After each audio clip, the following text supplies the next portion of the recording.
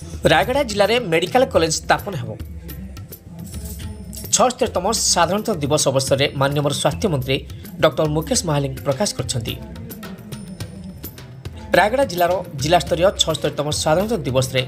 मुख्य अतिथि भाव जोगदे माननीय मंत्री स्वास्थ्य एवं परिवार कल्याण विभाग संसदीय तथा प्रजुक्ति विभाग मंत्री doctor Mukesh Mahaling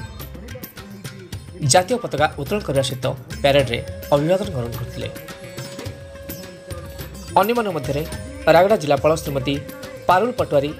SP Swati S Kumar मंचासीन थे। एडीएम निहार रंजन कहर मुख्य उन्नयन अधिकारी अक्षय खमुंडू उपजिलापाल कल्याण संगमित देवी डीएफओ सचिन आनंद साहेब ओहेल एएसपी विष्णु प्रसाद पात्र एवं पूर्वतन उपबाचस्पति लालबिहारी हिमिरिका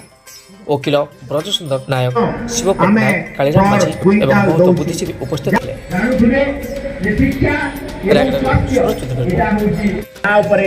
आलोकपात करने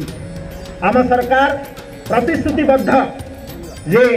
पूरा ओडिशा प्रदेश रे हेल्थ इंफ्रास्ट्रक्चर ता सहित एचआर मैनेजमेंट डॉक्टर एवं पैरामेडिकल स्टाफ जो अभाव देछि ताकू आमे एही प्रतिश्रुति को आमे पालन करिवा पई सतचेष्टित।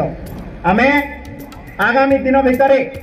5000 डॉक्टर एवं 3000 पैरामेडिकल स्टाफ पई खूब शीघ्र एडवर्टाइजमेंट बाहरिबो एवं ताहाकू पूरण करिवा पई सतचेष्टित। ता सहित पूरा ओडिशा प्रदेश रे आमे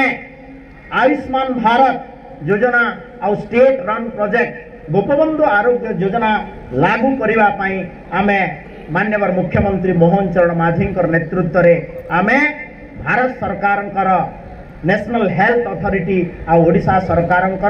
health and family welfare department मध्य रे किछि दिन तले मेमोरेंडम ऑफ अंडरस्टैंडिंग आमर अनुबंधित पत्र स्वाक्षरित होईछि जा द्वारा सारा ओडिशार बसवास करुवा 4 कोटी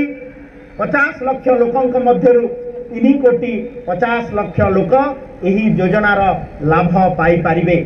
एवं इंडिया कार्ड हबो सारा भारत वर्ष रे one nation one health card concept रे हबो एवं पाखापाखि आमर आकलन अनुसार पूरा भारत वर्ष रे 30,000 हॉस्पिटल रे यही कार्ड कार्य करिबो।